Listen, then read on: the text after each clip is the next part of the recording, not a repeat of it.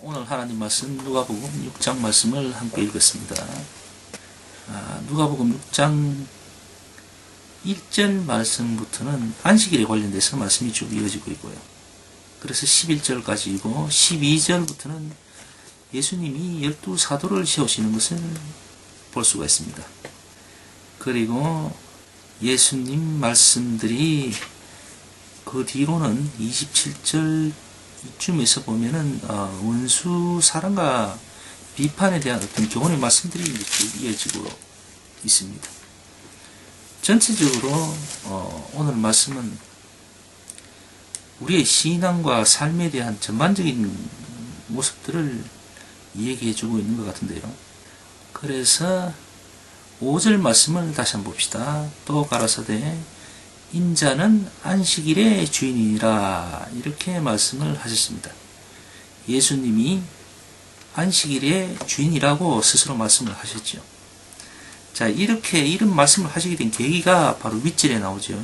1절부터 예수께서 밀밭 사이로 지나가실새 제자들이 이삭을 잘라 손으로 비벼 먹으니, 이 대목이 참 괄목하는 어떤 그런 대목인 것 같습니다. 예수님을 따르던 제자들이 말입니다. 그 당시에 참 힘들었던가 봐요.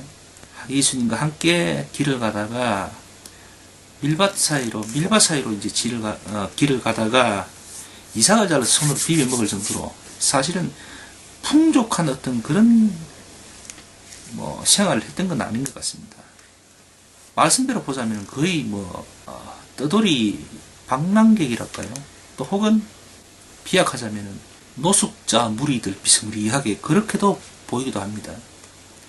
일정한 어떤 생활의 어떤 리듬이라든가 규칙이라든가 이런 건 없는 것 같아요.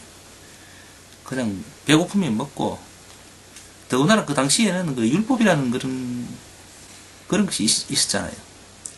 사회 전반적으로 지켜지고 있는 법이었죠.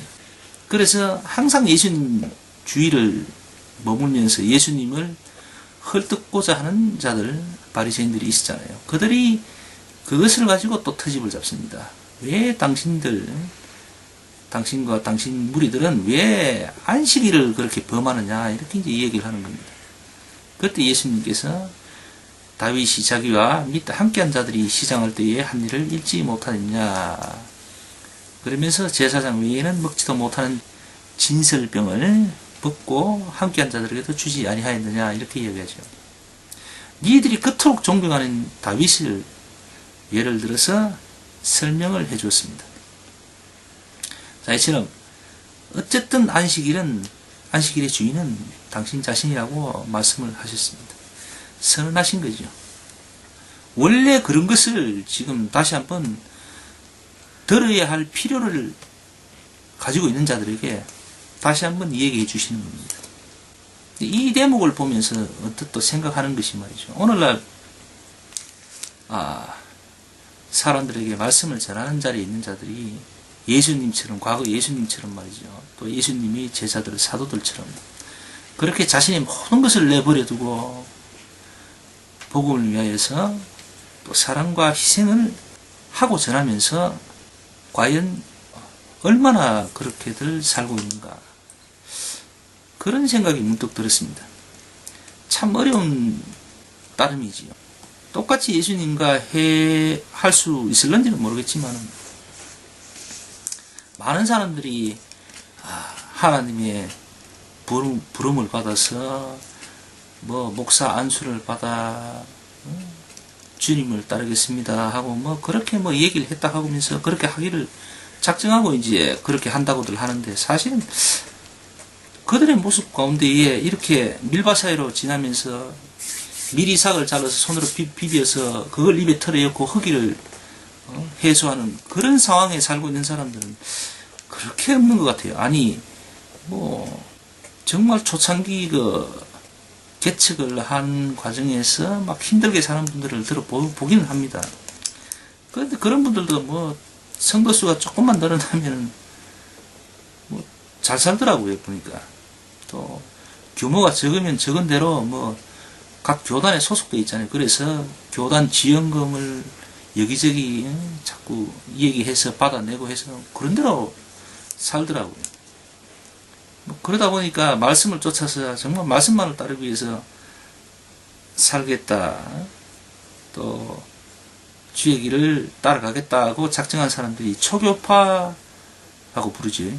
그런 분들이 뭐 들어 자비량 사역들을 한다고들 하고 있습니다. 근데 제가 알기로 그런 분들 가운데에 뭐 들어 어느 정도 교회 규모가 조금 커지고 하니까 교단에 뛰어 들어가더라고요.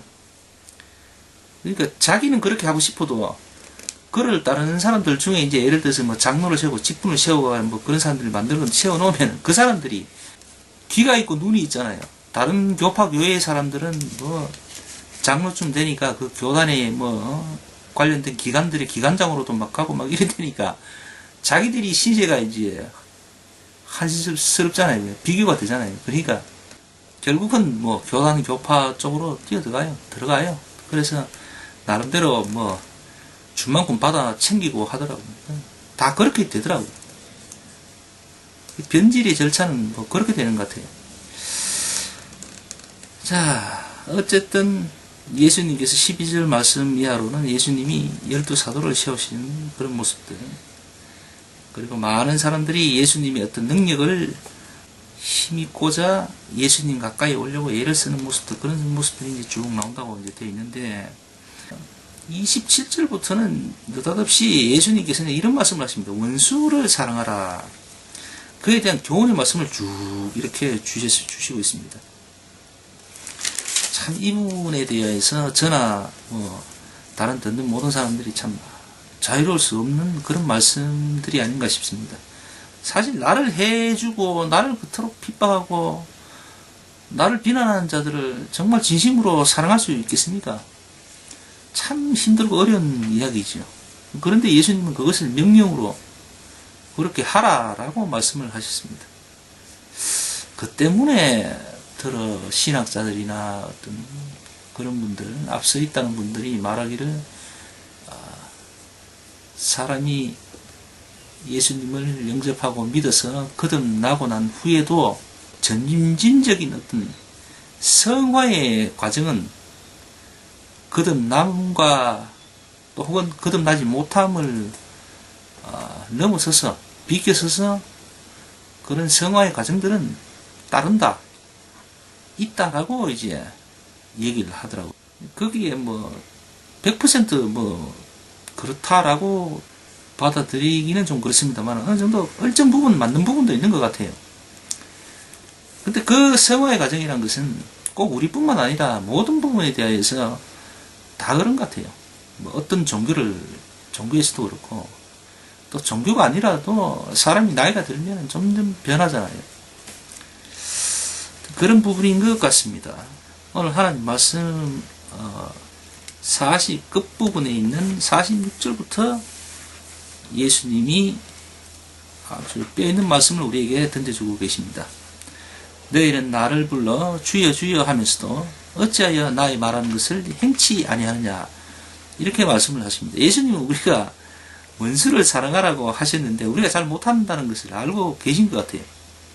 왜 주여 주여 하면서 내가 하라는 대로 왜 안 하느냐, 이렇게 말씀을 하십니다. 책망하십니다. 내게 나와 내 말을 듣고 행하는 자마다 누구와 같은 것을 너희에게 보이리라. 집을 짓 때 깊이 파고 주철을 반석 위에 놓은 사람과 같으니 큰 물이 나서 탕류가 그 집에 부딪히되 잘 지은 연고로 능히 요동케 못하였거니와, 듣고 행치 아니하는 자는 주체 없이 흙 위에 집을 짓지은 사람 같으니 탕류가 부딪힘에 집이 곧 무너져 파괴됨이 심하니라 하시니라. 이렇게 말씀합니다. 우리가 참 받아들이기 힘들고 또 행하기 힘든 말씀인데 예수님이 하라고 하십니다. 참 받아들이기 어려운 말씀 같지만은 하나님이 하라고 하시는데 못하겠습니다 하고 할 수는 없잖아요.